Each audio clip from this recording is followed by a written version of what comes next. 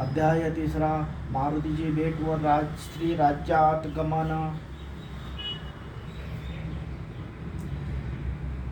श्री मच्छिंद्रनाथ पूर्वेकडच्या जगन्नाथ सेतुबंध इत्यादी तीर्थयात्रा करून रामेश्वरास गेले.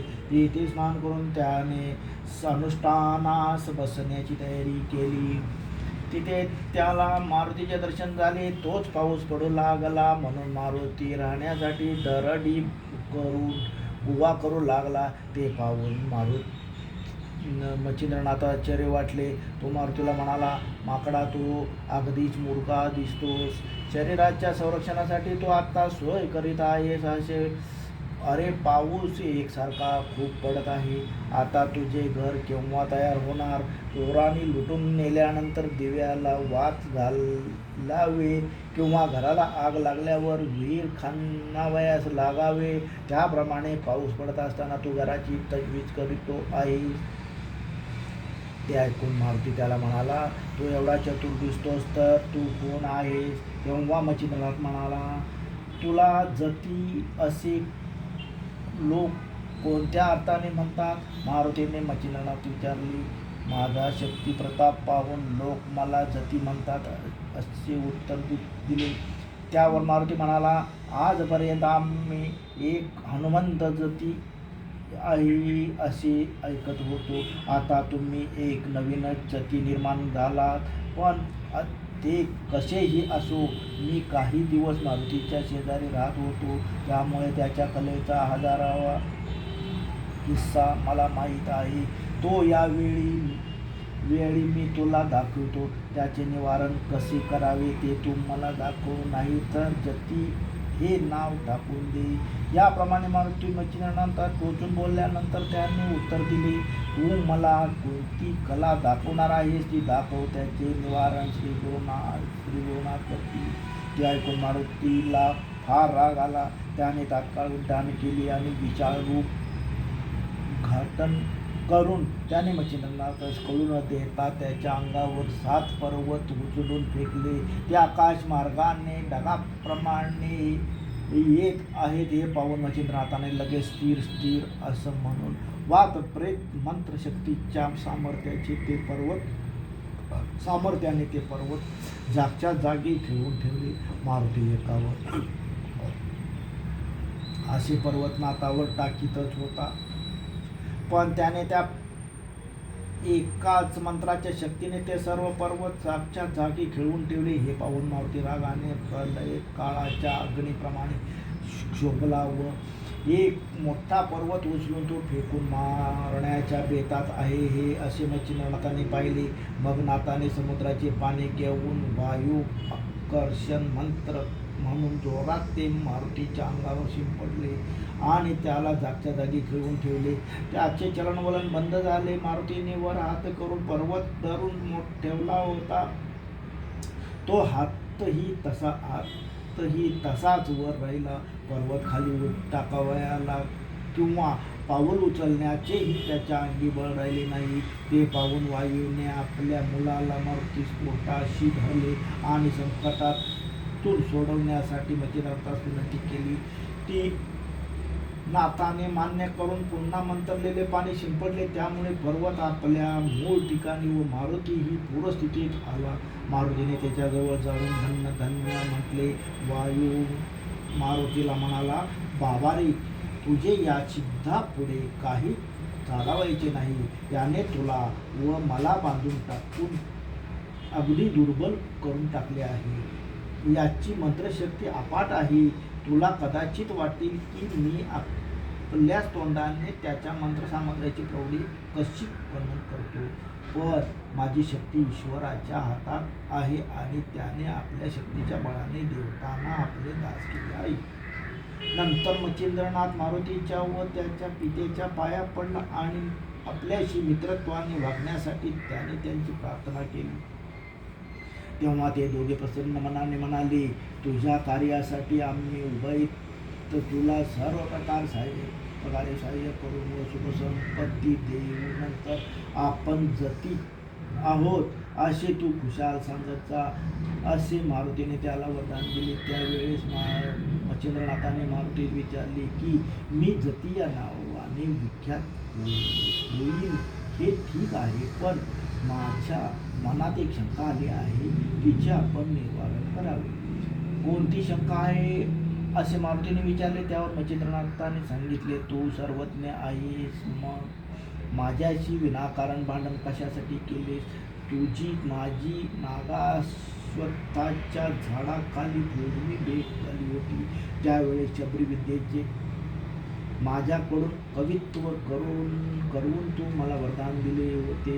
असे असताना तू का बकेडा का केलास? हे ऐकून मारुती मच्छिंद्रनाथाला म्हणाला, तू समुद्र स्नान करत होतास तेव्हा मी तुला ओळखले आणि तुझ्या जवळ आलो. तू कवी नारायणाचा अवतार आहे, सो मच्छीच्या पोटी जन्म घेतला हे मला माहीत होते. परंतु माझ्या मनात अशी कल्पना आली की नागाश्वत्थाच्या झाडाखाली देवाने जो वर तुला दिला त्याचे सामर्थ्य कितपत आहे हे आपण एकदाच पाहावे. शिवाय यापुढे तुला अनेकी पुष्कळ संकटातून पार पडावयाचे आहे, म्हणून तू हिम्मत करून पुढे कितपत टिकाव धरशील त्याचाही अंदाज मला घ्यावायचा होता. मारुती त्याला म्हणाला, तू आता तेथून स्त्री राज्यात जा आणि तेथे खुशाल आराम कर. तुझी भेट झाली हे फार चांगले झाले. तुझ्या हातून माझ्या मस्तकावरचा बोजा उतरवला जाईल. त्यावर मच्छिंद्रनाथाने विचारले, असे कोणते ओझे तुझ्यावर पडले आहे? त्यावर मारुती म्हणाला, योगेश्वरा, लंकाधिपती रावणाला ठार मारून रामचंद्र सीतेस घेऊन अयोध्येस परत येत असता तिच्या मनात आले की मारुती रामाचा खरा दास आहे. यासाठी आपल्या हातून त्याचे होईल तितके अधिक कल्याण करावे, त्याचे लग्न करावे, त्याला संतती द्यावी, सुख संपन्न करावे. स्त्री वाचून संसारात खरे सुख नाही, परंतु हा ब्रह्मचारी असल्याने माझे ऐकणार नाही असा संशय तिला आला. तेव्हा तिने मला गृहस्थानाश्रमी करण्यासाठी व वचनात गोवून टाकण्यासाठी आपल्याजवळ बोलविले व प्रेमाने तुझ्या तोंडावरून हात फिरविला. सीतामाई मला म्हणाली, बा मारुती, तू तिन्ही लोकांमध्ये धन्य आहेस. माझे तुझ्याजवळ एक मागणे आहे, ते तू देशील तर फार चांगले होईल. मी सांगेन ते तू सहसा ना कबूल करणार नाहीस म्हणा. अशा प्रकारे सीतेचे बोलणे ऐकून मला समाधान वाटले. कोणतीही इच्छा आहे असे मी तिला विचारल्यावर वचन दिल्याशिवाय ती आपला हेतू मला सांगेना. तेव्हा मी तिला वचन देऊन तिची आज्ञा मानावयाचे मनापासून कबूल केले. त्याबरोबर मी गृहस्थाश्रमी होऊन सुख भोगावे अशी इच्छा तिने व्यक्त केली. त्यामुळे मी फार मोठ्या संकटात सापडलो व खिन्न होऊन सीतेला काही उत्तर न देता रामाकडे येऊन बसलो. माझा चेहरा सुकलेला पाहून श्रीरामाने मला जवळ घेऊन विचारले, तुझा चेहरा का सुकला आहे? मग मी सरळपणे सर्व कथा सांगितली. तेव्हा सर्व साक्षी राम म्हणाला, श्रीराज्यातल्या सर्व स्त्रिया तुझ्याच आहेत, परंतु यातील मर्म असे आहे की तुला आणि मला 4 चौकडी जन्म घ्यावयाचा होता. मी 99 वेळा जन्म घेतला. तू ही 99 होत रावणाचा वध केल्यावर तुला स्त्री राज्यात जावे लागणार होते. ती वेळ आता आली आहे, तिला अनुसरून वाग.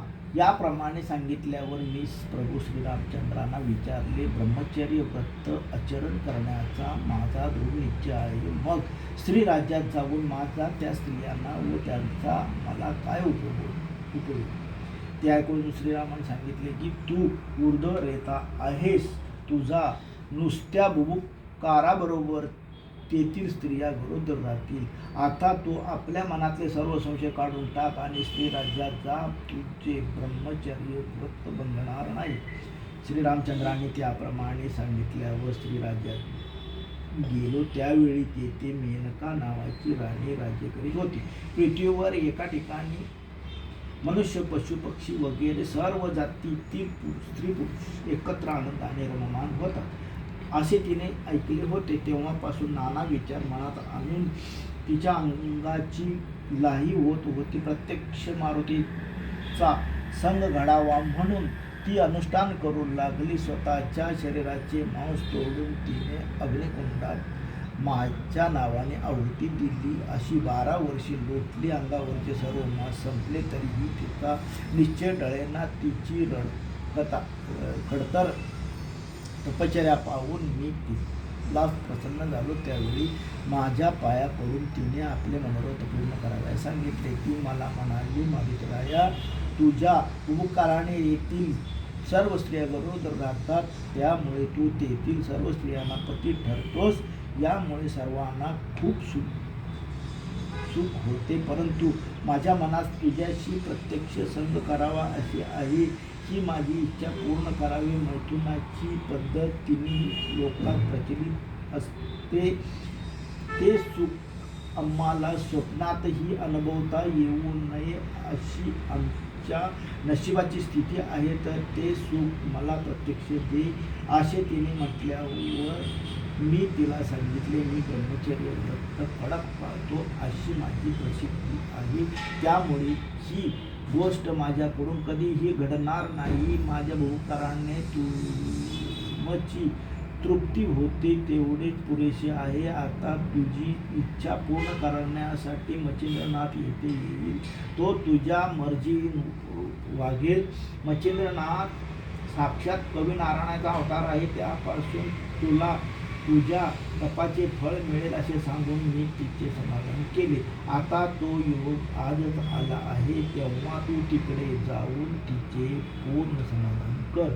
मारुतीचे बोलणे ऐकून श्री मच्छिंद्रनाथ म्हणाला, मी ही ऊर्ध्वरेता आहे, त्यामुळे मला हे काम सांगून काय उपयोग. माझे ब्रह्मचर्य पूर्णपणे नष्ट होईल व जगात माझी नाचक्की होईल. तेव्हा तू हे असले काम मला सांगू नको. शिवाय स्त्रीसंग हे अपकीर्तीचे भांडार आहे, म्हणून ही गोष्ट करावी असे मला बिलकुल वाटत नाही. कारण नाथपंथी योगी मला वाईट टाकतील.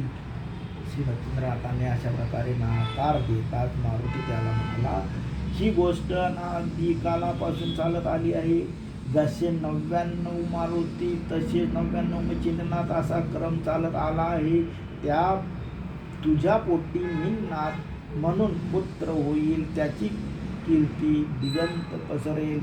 मारुतीने त्याला असे सांगून त्यांचे मन वळवले. मारुतीच्या म्हणण्यास मान देऊन श्री मच्छिंद्रनाथ श्रीराज्यात जाण्यास तयार झाला व एकमेकास नमस्कार करून ते दोघे आपापल्या मार्गाने गेले.